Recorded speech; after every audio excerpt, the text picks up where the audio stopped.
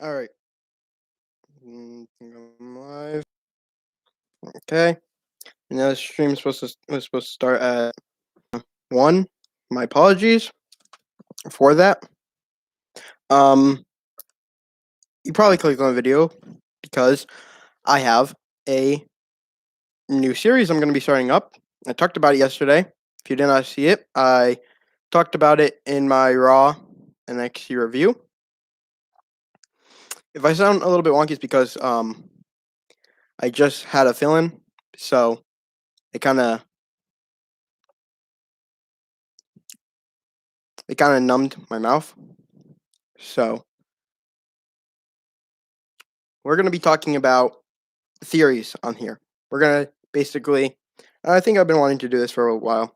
I wanted to deep dive into some of the crazy, bizarre theories people have.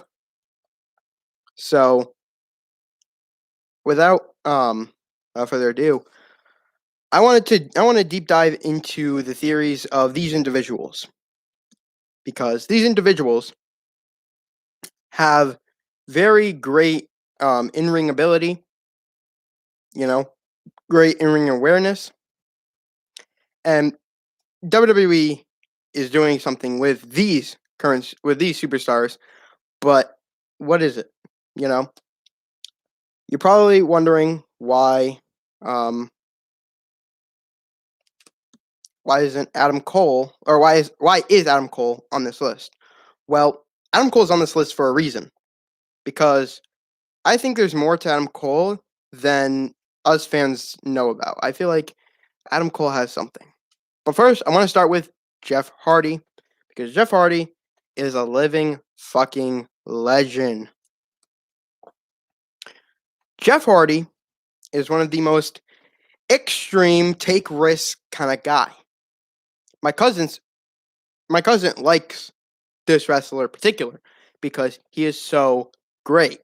He will risk himself in any way, shape, or form. Jeff Hardy takes bumps all the time, even back then. But what is happening to Jeff Hardy now? Well, I have a theory that states something about Jeff Hardy not being, I guess, utilized as some of us fans would want him to. WWE is kind of, in a sense, making him a jobber. So how can WWE fix Jeff Hardy so he's not just a jobber anymore? Well, I'm going to tell you how and why Jeff Hardy is, or why Jeff Hardy is not being used, and how can we fix him. So I want to know the why part first. We already know Jeff Hardy, living legend, but why is he not being used on programs like Raw? Why is he not, Main Event uses him for some stuff, But why is he not being used on Raw? Well, I have two theories on why they're not using him. The first theory comes about to Jeff Hardy not being used, and Jeff Hardy, I guess, is just a keepsake. The reason for this is because WWE fears that Jeff Hardy, if WWE was to release Hardy, if WWE were to release Hardy or get rid, of Hardy, and Hardy was like, I'm gonna quit.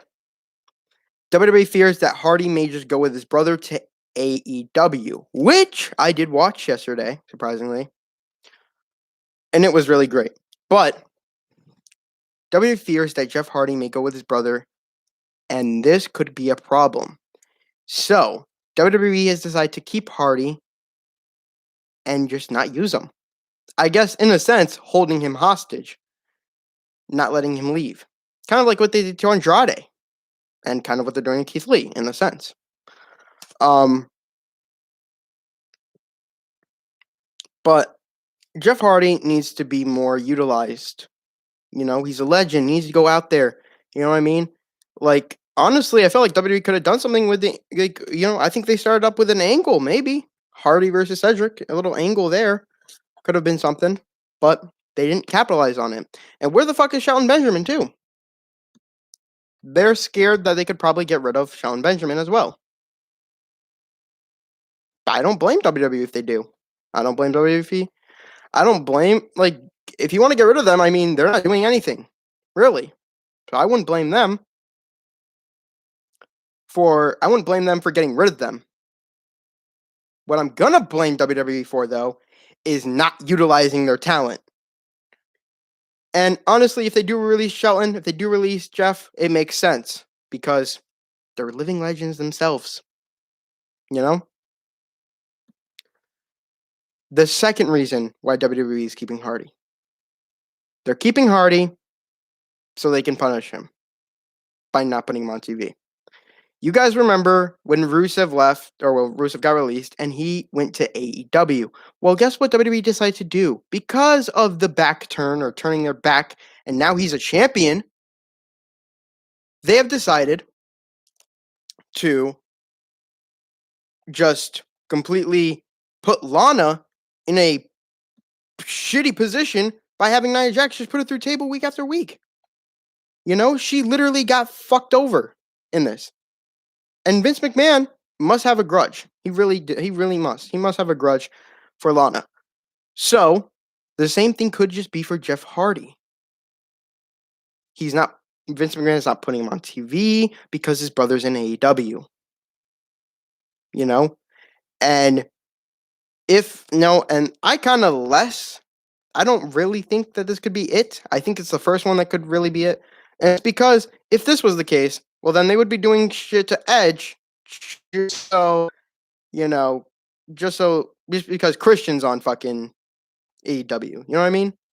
So, I don't know. But I think it's the first one. But I feel like they're punishing Hardy by not putting him on TV and having him, lose matches to the likes of Cedric Alexander and fucking, be thrown over the top rope if he was in that match. Yeah, he was getting thrown over the top rope. So, WWE's just not utilizing him. But there is a way to fix him. There are 3 ways that I have found that WWE could fix Jeff Hardy. Yes, 3 ways. The first one is simple. The first one is drafting him to SmackDown.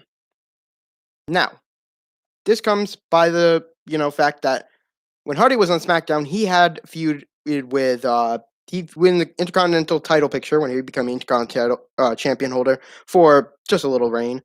And then he just, went over to Raw. But before that, he also got into a program with Sheamus, which was pretty good. And it was to bring up his addiction, his demons.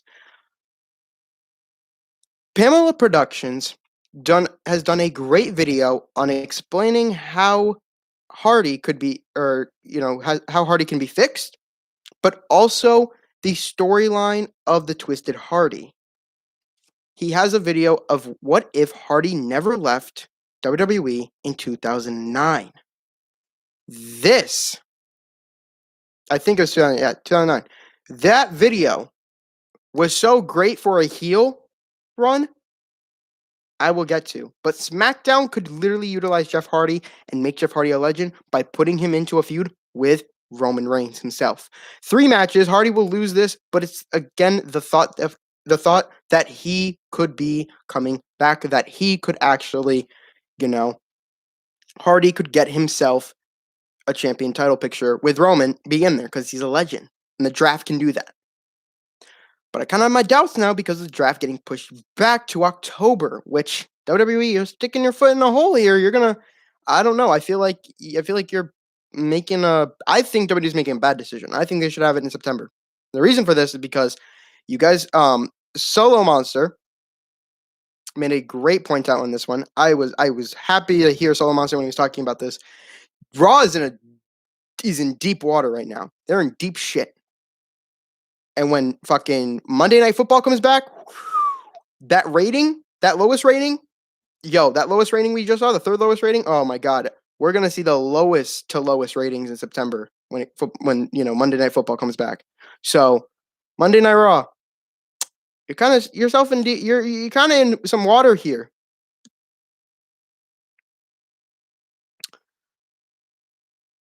But this is about the theory on Hardy. Well, my theory, too, of how we can fix him is to just bring him to SmackDown, because SmackDown writers have character development, and this is great. And they have a small ass roster, and that's what I think. WWE has had over a bunch of superstars at one point, and that was in, I think, 2019. So I think that WWE needs to lessen their roster a little bit. Really. Because the more less is good. You know, I think a range of wrestlers from each brand, about from I think 35 to about 50 is enough. Now, I'm not saying 50 on each brand. I'm just saying from that range, you know. So maybe a good you could have 40 people on a roster. But 35 seems like a great ass, you know, roster to have. You could do 40, put some more, you know, maybe a tag team, maybe another woman, you know, maybe a top, you know, men's or mid card men's. That'd be great to have. But Hardy could fit into that, you know, I guess top to mid card division so well. Which will now bring me to my next point or next theory, which is WWE turns Hardy heel. This has been a theory. Guys, remember I talked about Pamela Productions' video on if Jeff Hardy never left in 2009?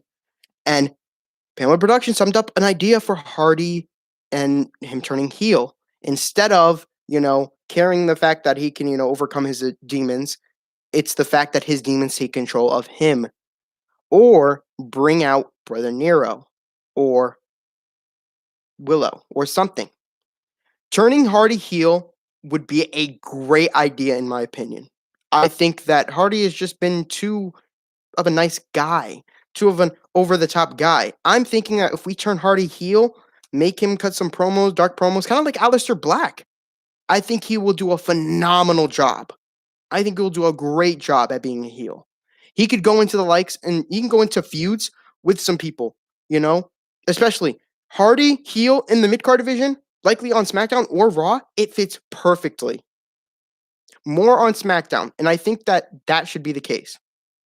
You could draft him to SmackDown and have them turn Hardy heel, be in the mid-card, face people such as Rey Mysterio or Dominic Mysterio or Dolph Ziggler or Robert Roode, you know, kind of the tag team a little bit here, but also the mid-card such as Sami Zayn, or have them take on Big E, Kevin Owens, Shinsuke, you know, those are some good ones to have. That is great to have. You know, that is perfect. The third thing to how to fix Hardy. Probably not going to happen. But I think it might. If WWE can get rid of the stupid Alexa Bliss gimmick, which I, you know, kind of liked back in 2020, but now just to give her the Fiend powers, I fucking hate it. I hate it so much. The whole fucking possession, you know, it like her just staring like at people, you know, doing the hypno fucking, just doing the whole possessing type shit. Like that just reminds me of when The Rock tried to imitate Rikishi. I will eat you. I am Rikishi. Oh, shut your shut your thon wearing fatty ass up. But I think really WWE, the third theory is WWE decides to have Hardy stay on Raw and have him go into a feud / tag team with Bray Wyatt. This would be the greatest thing. And I'll explain how this works. Pamela Productions did do the video, so go check that out. Shoutouts to him too. But Jeff Hardy really, really needs to change. They need to change Hardy's, you know, perspective. And I really think WWE feuds with Hardy. At WrestleMania, you have the match, you have the Firefly Funhouse match to go down Hardy's career and pull him, you know, out all of the bad, all of the shit he has done. And you know what would be crazy too? Is that in John Cena's feud with, you know, Wyatt in the, you know, Firefly Funhouse, obviously Wyatt won, but John Cena never turned heel. Hardy turned heel in TNA, but we're going to talk about his WWE career. When we hit 2009, We're gonna talk. Where it's gonna surround his drug addiction in that part, and that gives Hardy power to fight back at Wyatt. You know, but it only stuns Wyatt more. Wyatt wins the match, but Hardy comes out of this little match as Willow, and we get a heel change, or Brother Nero, depending on what he wants to do. Hardy and Wyatt team up together, just like Matt Hardy and Bray Wyatt did. The deleter of all worlds. Willow and the Fiend team up. And Wyatt can, obviously try to, we could see Alexa Bliss try to get revenge, or Hardy get revenge on Alexa Bliss. But Hardy will no longer have his, Swanton Bomb. He will only have his Twist of Fate. He will have his, leg, both legs, and then a drop. He will also have his kick, his into the ropes kick. But yeah, and I think to counter this too, I think he should have like an inverted and then hit him with a an inverted Twist of Fate to really get the symbolization of, here's Hardy, good, Hardy bad. It's inverted because of course he's a heel now, so it makes perfect sense to have him team with Bray Wyatt and just see where it leads to.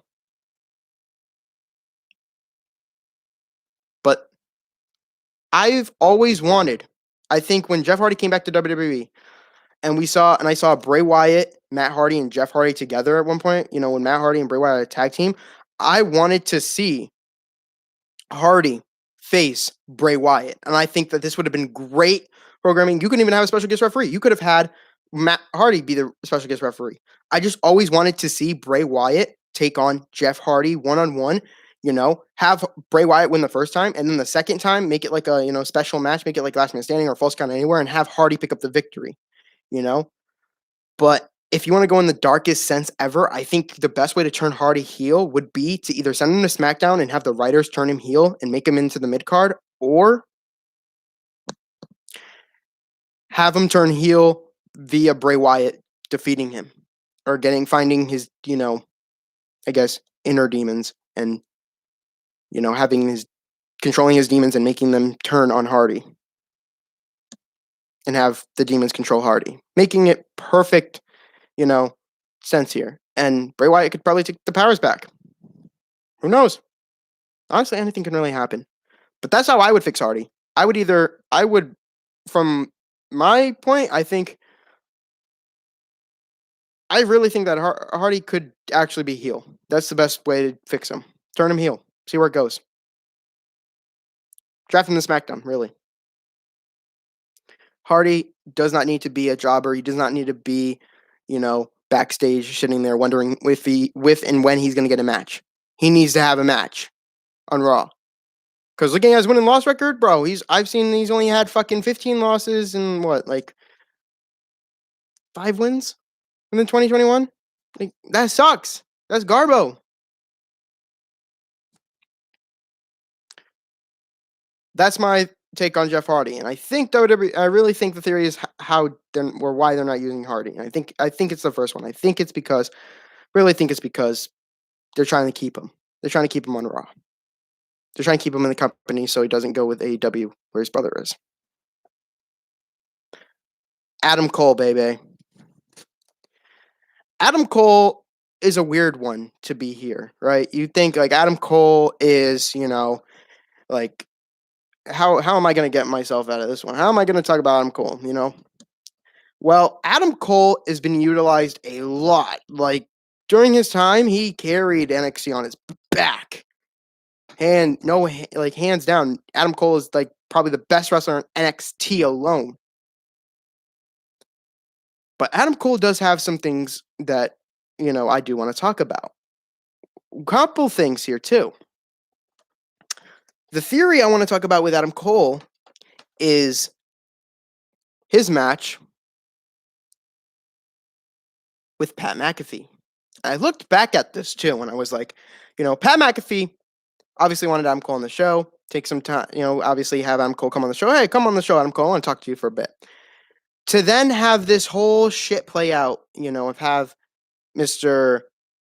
McPhee just fucking shit on Cole, and then Cole just coming out of nowhere and just say, fuck you, Pat, fuck you, disrespecting me. I take time away from my family just to fucking be here, do your shitty little show, and this is how you treat me? At that point, I agreed with Cole because, bro, he's just sitting there. You're just disrespecting him, bro. Like, I heard the shit he said and how it lead up to it, you know?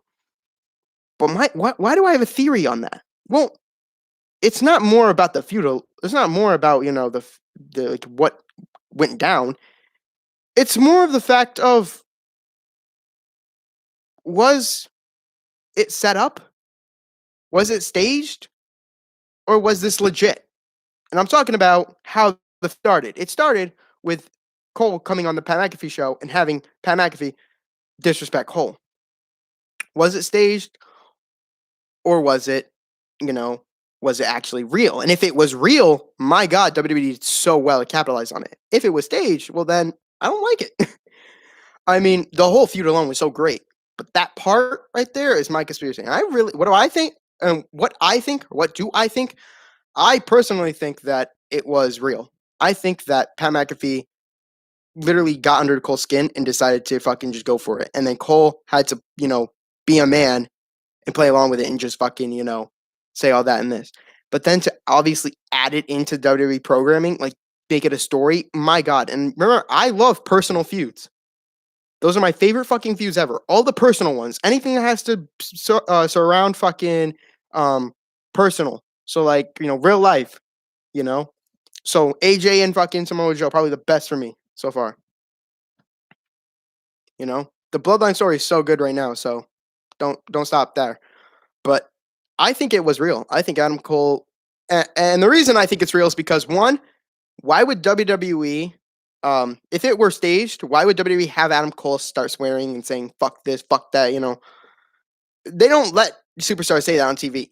Like, you can say bitch, you can say shit, but they'll blur it or they'll, like, you know, censor it. But fuck is a big ass word. I don't think they would do that. And plus, kids watch it, so like,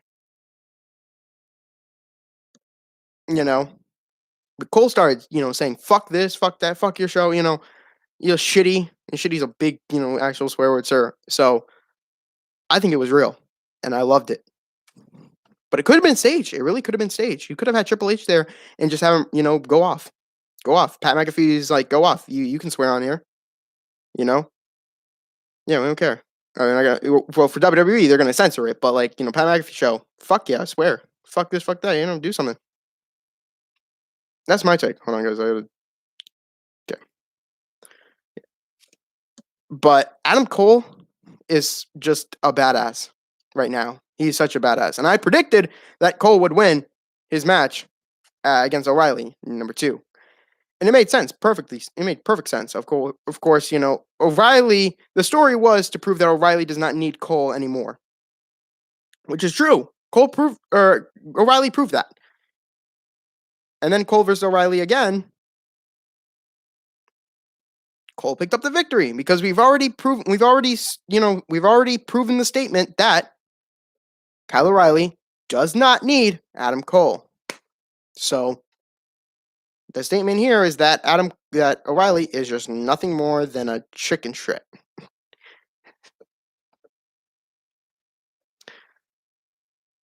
But I loved what happened on NXT this week, and it was Samoa Joe getting choked out by none other than Karrion Kross. Unless provoked, Joe.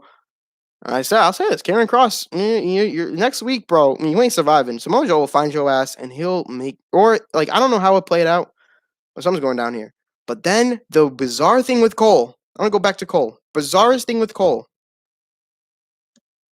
is the feud between him and now Bronson Reed. I don't know how I'm gonna feel about this, but I think it's a great matchup. Because, you know, we got to find some, you know, WWE's probably in the back looking like, oh, okay, so Cole wants Samoa Joe, but we're not going to give him it. We're going to give him someone like Samoa Joe. And then you just hear the fucking, you know, choppers coming in. You got the colossal. Bronson Reed has talked about, you know, this thing, and he said that it was he was inspired by Lady Gaga, who you know, I think at one of their things just did this. And he just saw that, you know, on TV and was just like, oh, I'm going to take that shit then. I'm turning and twist it, you know? But Cole is a badass, and I respect that. And it was just that little simple theory of Cole. I don't have really nothing for Cole other than he's a badass. And I just hope I hope he gets to face Joe at some point, in his career. I really do. But again, I want to hear you guys' theories. Leave them down in the comments below. You know, like, do you think that the Pat McAfee, show where he just swore at him, and they turned it into a little story angle, was that real or was it staged? I think it was real. Let me know about you guys. Let me know what you think. We're done with Cole, but now we got to move on to a slightly different and kind of bizarre one here. Baron Corbin. I really feel bad for him. I don't know if you guys don't. I know you guys probably don't like him, and much. Like, he's a great performer. He's a great heel. I'll be completely honest. He's a great heel. Like, I didn't like him back in 2016. SmackDown. He had the whole long hair. Didn't like him, but I like him now. But I feel bad for him, honestly. He's losing matches. He just lost his crown. So I'm not sure what's happening with Corbin. I don't know where WWE is going with it, but the theory I want to touch on with Corbin is why. Well, two theories. I'll break them into two. One theory is why he lost the match against Shinsuke Nakamura to qualify for the Money in the Bank ladder match. Why did Baron Corbin lose? I predicted Corbin would win against Nakamura to keep a hope alive, but they just did Corbin dirty. So why did they do that? Well, I think personally, WWE has decided to change Corbin's gimmick. He's not the king anymore. So what other gimmick have you not given him yet? You've given him the king gimmick. You've gave him kind of something for kind of a corporate Kane, bootleg fucking version back on Raw in 2017, 18. So what other gimmick can we give Corbin? And Corbin's been rocking that gimmick since I think 2019 or 2019. So I have no clue what you could do for Corbin. Like, I don't want him to just be this depressed, fucking okay, man, and then just, be completely sloppy in the fucking ring. Like, that's stupid. That's nothing. Like, that's just ridiculous. That does not need to happen. That does not make any sense for any matter. But maybe a change of gimmick could be nice, a reset for Corbin, But I don't know what somebody's going to do with Corbin, just the doubt, I guess, is there. I don't know. That's my theory. I don't know what else they could do for his, but that's why I think he lost. I think they're going to change his gimmick. I think he's going from King to now just Baron Corbin. But now I want to break down another theory I have on Corbin. And this theory dates back. I think it dates back to when Corbin won the Money in the Bank briefcase. You guys remember that? I know I'm not saying with a timeline of now, but I will go back into time. So I want to go back to when Baron Corbin won the briefcase. Okay, Baron Corbin won the briefcase, and he was really hoping to fucking win the WWE title. Right? He thought of a great opportunity, Jinder versus I think John Cena or whatnot. He tried to cash in. Jinder rolls him up 1, 2, 3, and Corbin loses the briefcase. Well, the theory is the point of that fucking cash in. What was the point of that cash in? I feel like there was no point. But I have a theory that Corbin wanted to obviously, get a match with Jinder. And we can say that Corbin did get a match with Jinder, but it was just short-lived. The theory is that Corbin wanted to cash in on Jinder so he could win the title, and then at SummerSlam face John Cena for the title. This theory comes about with Jinder becoming already WWE champion. And it ties around in with Shinsuke, John Cena, who gets the fucking title match, But Corbin and Cena were obviously finding out, Corbin was going to cash in. Cena obviously kind of ruined it for him. I guess distracting him or some whatnot, John Cena cost Corbin the briefcase. You know, a lot of people forget that. But why did WWE decide to do that? I really think that Corbin wanted to cash in. The point of the cash in was to get the WWE title, face John Cena for the title at SummerSlam, and be done with it. That's my theory. And I don't think it would have worked. So, fair play to WWE just doing that cash in for no fucking reason whatsoever. But hell, at least we got Jinder versus Shinsuke. I mean, that's something. But I just need to figure out more about Baron Corbin's character. More. I think he's going to get a character change. I really do. Or he's getting over to Raw. He's going over to Raw. So they're just going to keep him off. He's going to be a jobber for a little bit. So he'll just come out. He'll probably pick up a little win here and there and just fucking, go to Raw.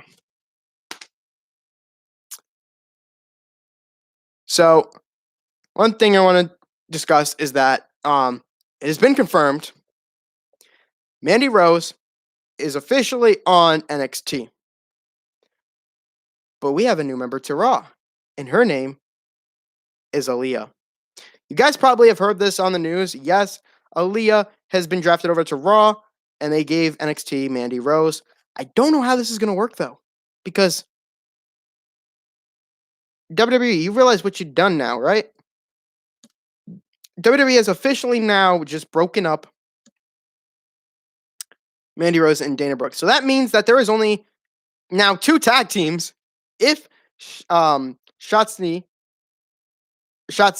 Blackheart, and Tegan Knox are still a tag team, on SmackDown, which they are. They're actually on SmackDown now. But still, how is this going to play out? There are 2 teams. We need more teams. We need more women tag teams. And Shayna Baszler and Nia Jax are not a tag team anymore because they're just doing jack shit. They can't work together. They need to break them up. So there's that. But yeah, I want to update you guys on some news too on this little thing because I know this conspiracy theory episode 1. I think every Thursday I will do this probably at 1. Get some time in here to talk to you guys. But I want to tell you guys that there will be. Just look at the date quickly here. I will not be doing a Talking Logic podcast on the 31st. I will be doing Raw and NXT review on the 28th. WWE Theories on the 29th. No Talking Logic podcast on the 31st. So, the best thing you could do for there is if you want to get a real coverage of SmackDown, who won, who lost, go over to WrestleMania, who probably do the video on Saturday or Sunday, or head over to What Culture, and they'll do ups and downs, which I do appreciate so much. I do like their ups and downs, pretty good. Really good. I actually watch them kind of most of the time. But yeah, no, I will be on vacation. Actually, I will be going to Maine with my family. I will be actually leaving on the 30th, and I will be back on the 1st. So I will actually be catching Money in the Bank, and guys, tomorrow will be big because tomorrow we will get fans for SmackDown. I will talk to you guys about that on the 7th Talking Logic podcast, where we'll be predicting Money in the Bank. We still need to find out that last woman, and a lot of people have been saying Sonya Deville. I don't think so. So, WWE Theories will be back. WWE Theories will be back next week on Thursday at 1 o'clock, unless I'm not doing anything special. And what we will be doing I will announce the next Superstars I will be talking theory on. So from Raw, it will be Shelton Benjamin.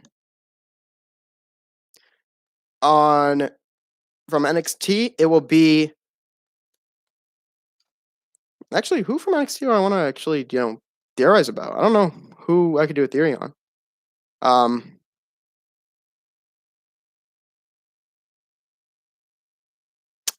I don't know. I have to think about it. Ooh, actually, Santos Escobar. So for Raw, Shelton Benjamin. Next people for next week. Next WWE Theories. We'll be talking. We will actually be. I'll be theorizing some conspiracies or some things I think of about Shelton Benjamin. On NXT, it will be Santos Escobar, and from SmackDown, it will be Sami Zayn. Yep, it'll be Sami Zayn. It will be Sami Zayn. And Sami Zayn will be a big one to discuss his loss, Yeah, I want to get Sami Zayn out the way because just there's just been a conspiracy theories. Like, come on.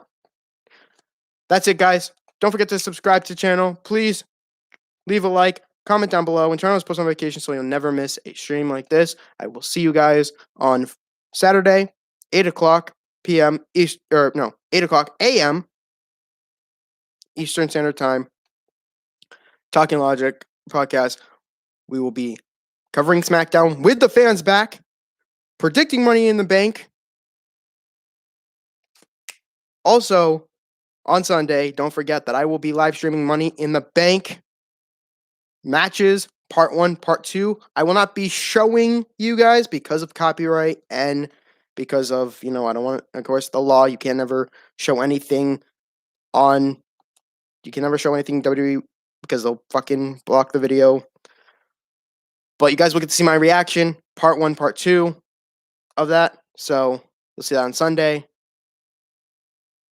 And my predictions are already set. I think I'm ready to go to the prediction video. So thank you guys for watching. Stay safe. Get outside. It's pretty nice out. Where I am, of course. If you have a rainy day, stay inside. Maybe watch a movie. But anyway, thank you guys for watching. I'll be back for Talking Logic podcast on Saturday. I'll see you guys when I see you guys.